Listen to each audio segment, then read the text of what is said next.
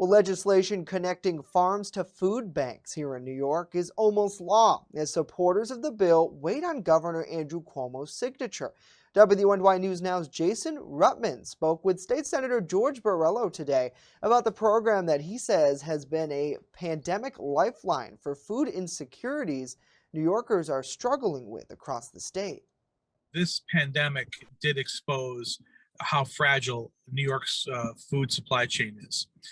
When we had to rely on other states and other countries, and then those supply chains were cut, it really laid bare how critically important New York agriculture is. The legislation allows for Nourish NY, which was established in April of 2020, the height of the pandemic, to be permanently recurring and also includes a $50 million budget, double what it originally was. We had situations where farmers were dumping milk and letting crops rot in their field, while we had food banks that couldn't supply enough food for the people that were so desperate to feed their families. It's about how critical it is to people's survival. Food banks, especially those in New York City, have been struggling to secure consistent produce and healthy food for the people that they serve during the pandemic. Going forward, we needed a program that everybody could count on, that our farmers could plan for, that our food banks could budget for,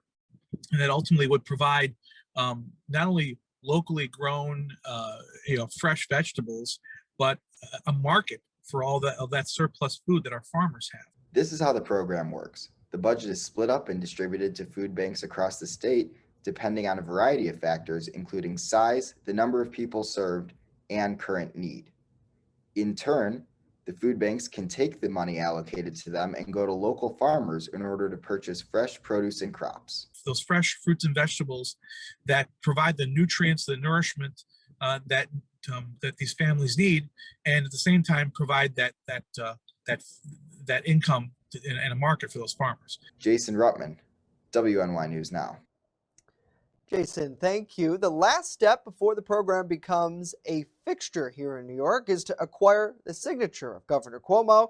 The senator is asking residents across the state to lobby the governor by sending him a message on his website via email or calling his staff and asking for the executive to sign the bill.